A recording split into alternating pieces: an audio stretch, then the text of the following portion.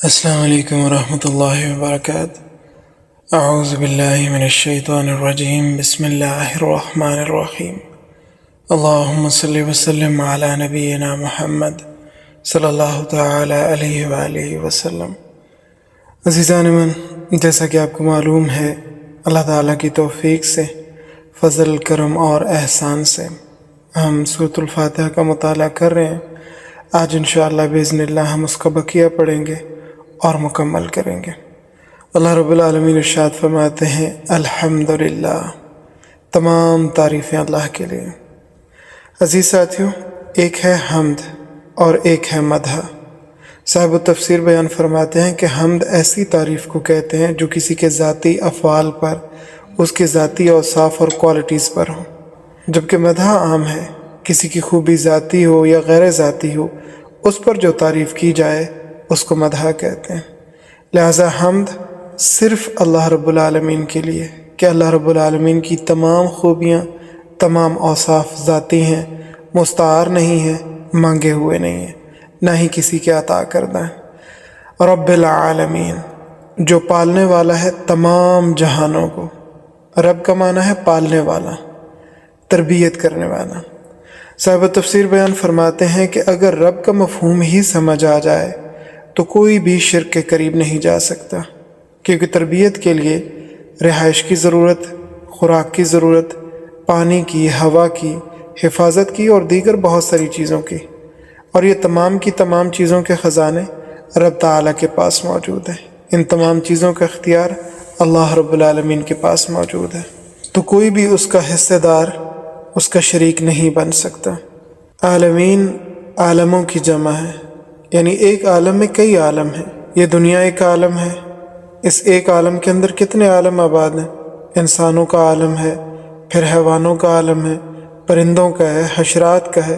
تو تمام عالموں کا پالنے والا صرف ایک تنہا اللہ ہے، الرحمن الرحیم، بے حد مہربان، نہایت رحم کرنے والا، مالک یوم الدین، جو مالک ہے جزا اور بدلے کے دن کا۔ آج بھی حقیقی طور پر مالک اللہ ہے، مگر عارضی طور پر اللہ رب العالمین نے بندوں کو مالک بنایا۔ اسی لیے ہمیں دائیں بائیں تیری میری کی آوازیں سنائی دیتی ہیں، ادھر تیری حکومت، ادھر میری حکومت، فلاں تیری چیز ہے، فلاں میری چیز ہے، یہ تیرا اقتدار ہے، وہ میرا اقتدار ہے۔ مگر قیامت کے دن تمام کائنات جمع ہوگی، رب تعالیٰ کی طرف سے اعلان ہوگا، لمن الملک اليوم، بتاؤ آج کس کا ملک اور کس کی بادشاہی ہے؟ دنیا میں تم بادشاہ اور ڈکٹیٹر بنے ہوئے تھے، کہتے تھے میرا ملک، میری بادشاہی، میرا اقتدار، میرا اختیار۔ اس وقت سب کی زبان سے نکلے گا، للہ واحد القہار، آج اللہ واحد قہار کی بادشاہی ہے، بس وہاں میری تیری کرنے والا کوئی نہیں ہوگا۔ ایاک نعبد، اے پروردگار ہم صرف تیری عبادت کرتے ہیں، زبانی عبادت بھی، بدنی عبادت بھی اور مالی عبادت بھی صرف اللہ تعالیٰ کے لیے۔ اور اتحیات میں بھی ہم اس بات کا اقرار کرتے ہیں، اتحیات للہ، زبانی عبادتیں اللہ تعالیٰ کے لیے، والصلوات، اور بدنی عبادتیں بھی صرف اللہ تعالیٰ کے لیے، والطیبات، اور مالی عبادتیں بھی صرف اللہ تعالیٰ کے لیے، یعنی ہر طرح کی عبادت صرف اور صرف اللہ تعالیٰ کے لیے، اس کے سوا کوئی معبود نہیں، کوئی عبادت کے لائق نہیں۔ وَإِيَّاكَ نَسْتَعِينُ، اور خاص تجھ ہی سے مدد طلب کرتے ہیں۔ صاحب تفسیر بیان فرماتے ہیں کہ استعانت یعنی مدد دو طرح کی ہوتی ہے، ایک ہوتی ہے ظاہری اور اسباب کے تحت استعانت۔ مثال کے طور پر کسی وزنی چیز کو دھکیلنے میں مدد دے دینا، کچھ اٹھانے میں مدد کر دینا، یہ سارے کے سارے کام اسباب کے تحت مدد کے زمرے میں آتے ہیں، اور اس طرح کی مدد مانگنا اور اس طرح کی مدد کرنا جائز ہے، اس پر کسی کا کوئی اختلاف نہیں ہے۔ اسی مدد کے متعلق اللہ تعالیٰ نے قرآن کریم میں ارشاد فرمایا ہے، وَتَعَاوَنُوا عَلَى الْبِرِّ وَالتَّقْوَىٰ، نیکی اور تقوی کے کاموں میں ایک دوسرے کی مدد کرو، وَلَا تَعَاوَنُوا عَلَى الْإِثْمِ وَالْعُدْوَانِ، جبکہ گناہ اور زیادتی کے کاموں میں ایک دوسرے کی مدد نہ کرو۔ تو اسباب کے تحت جو مدد اور معاونت ہے وہ مانگنا اور کرنا دونوں طرح سے جائز ہے، جبکہ دوسری استعانت، دوسری مدد ما فوق الاسباب ہے، یعنی اسباب سے بالا تر کسی سے مدد طلب کی جائے یہ ناجائز ہے ما سوائے اللہ تعالیٰ کے۔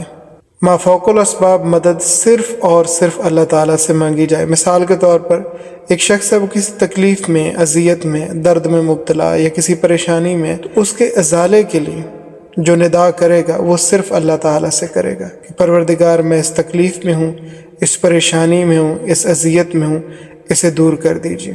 وہ کس طرح سے دور ہوگی، کیسے دور ہوگی، وہ اسباب کے ذریعے سے دور کی جائے گی یا بنا اسباب کے دور ہو جائے گی، اس کا فیصلہ اللہ تعالیٰ کریں گے۔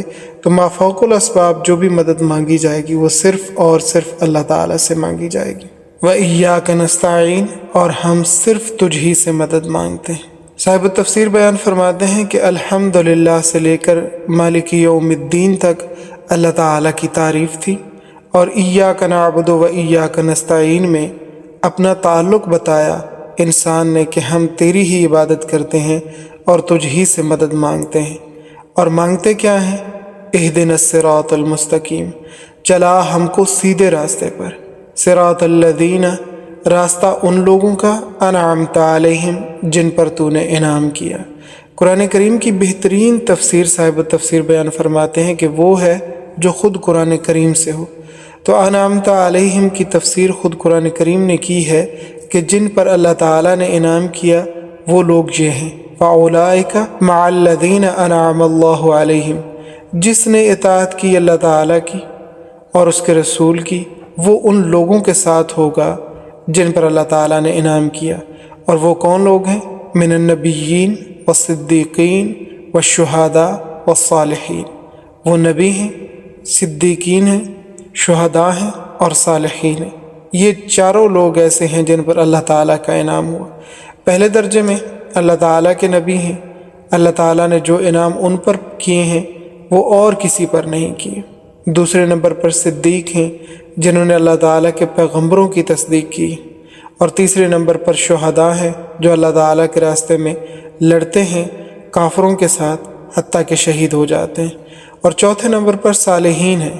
یہ وہ ہیں جو نہ تو پیغمبر ہیں، نہ صدیق ہیں، نہ شہید ہیں، بلکہ ایمان لا کر، نیکیاں کر کے، اخلاق حسنہ اپنا کر نیکوں کی صف میں شامل ہو گئے۔ یہ چار گروپس ہیں جن پر اللہ تعالیٰ کا انعام ہوا ہے۔ یہ صراط مستقیم پر چلنے والے ہیں۔ اور صراط مستقیم کیا ہے؟ اس کی تفسیر بھی اللہ تعالیٰ نے قرآن پاک میں ارشاد فرمائی ہے۔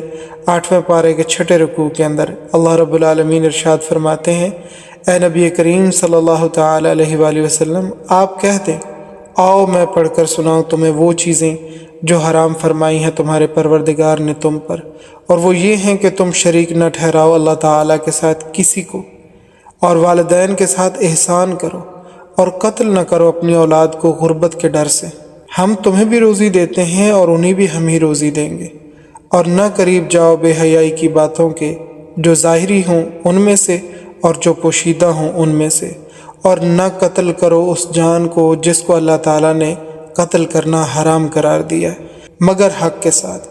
ان باتوں کا اللہ تعالیٰ نے تاکیدی حکم دیا تاکہ تم سمجھ جاؤ۔ اور پھر اللہ تعالیٰ ارشاد فرماتے ہیں کہ نہ قریب جاؤ یتیم کے مال کے مگر اس طریقے سے جو بہتر ہو، یہاں تک کہ وہ پہنچ جائے اپنی قوت کو، اور ناپ تول پورا کرو انصاف کے ساتھ۔ ہم تکلیف نہیں دیتے کسی نفس کو مگر اس کی طاقت کے مطابق، اور جب تم بات کرو تو انصاف کے ساتھ کرو، اگرچہ قریبی رشتہ دار ہی کیوں نہ ہو، اور اللہ تعالیٰ کے عہد کو پورا کرو۔ یہ وہ چیز ہے جس کا اللہ تعالیٰ نے تمہیں تاکیدی حکم دیا ہے تاکہ تم نصیحت حاصل کرو۔ اور اللہ تعالیٰ فرماتے ہیں، بے شک یہ میرا سیدھا راستہ ہے، پس اس پر تم چلو۔ تو اس آیت کریمہ میں اللہ تعالیٰ نے صراط مستقیم کی بھی وضاحت فرمائی اور اصول بھی بیان فرمائے اور اس پر چلنے کا حکم بھی دیا۔ غیر المغضوب علیہم، ان لوگوں کا رستہ نہ دکھاؤ جن پر تیرا غضب ہوا، ولا الضالین، اور نہ گمراہوں کا۔ ترمذی شریف اور مسند احمد کے اندر روایت ہے کہ حضرت صلی اللہ تعالیٰ علیہ وآلہ وسلم نے ارشاد فرمایا کہ مغضوب علیہم سے مراد یہودی جبکہ ضالین سے مراد نصارہ ہیں۔ یہودی حقیقت کو جانتے اور سمجھتے تھے پھر ایمان نہیں لائے۔ قرآن کریم میں ارشاد ربانی ہے، یعرفونہ کما یعرفون ابناءہم، وہ اس پیغمبر کو یعنی نبی علیہ الصلوۃ والسلام کو اس طرح پہچانتے تھے جس طرح اپنے بیٹوں کو پہچانتے، مگر ضد کی وجہ سے نہیں مانتے تھے۔ بیٹوں کی طرح پہچاننے سے کیا مراد ہے؟ یعنی 150 لوگ کھڑے ہوں اور انسان کا بیٹا وہاں پہ کھڑا ہو تو اسے پہچاننے میں کوئی مشکل نہیں ہوتی کہ یہ میرا بچہ کھڑا ہے۔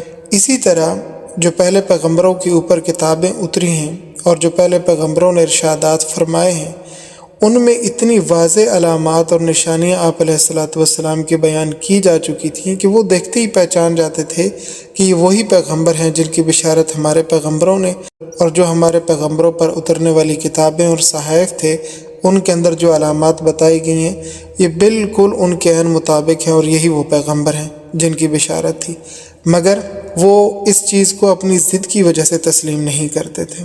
صاحب تفسیر بیان فرماتے ہیں کہ گمراہی 2 طریقے کی ہوتی ہے، ایک یہ کہ لا علمی میں مبتلا ہونے کی وجہ سے حق کو حاصل نہ کر سکے، جبکہ دوسری یہ کہ جانتے بوجھتے سمجھتے ہوئے بھی انکار کرے محض اپنی ضد اور انانیت کی وجہ سے۔